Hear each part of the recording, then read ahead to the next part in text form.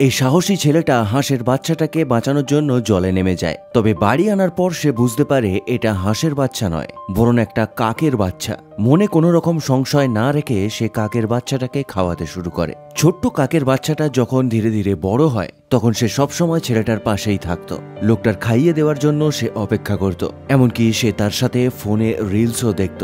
তবে সম্পূর্ণ বড় হয়ে যাওয়ার পর সে খুব স্মার্ট এবং দুষ্টু কাকেতে পরিণত হয়। সে বাড়ির কুকুরটাকে বিরক্ত করতে এবং তার পেছনে কাটি করতে খুবই ভালোবাসত। কাকটা স্মার্ট ছিল, ওই জন্য লোকটা তাকে বিভিন্ন ধরনের পাজল টয় কিনে দিত। তবে কাকটা প্রতিবার খেলতে খেলতে পাজলগুলোকে সলভ করে দিত। এমনকি সে প্লাস্টিকের বোতলগুলোকে কুড়িয়ে কুড়িয়েও ডাস্টবিনেতে রাখতে পারত।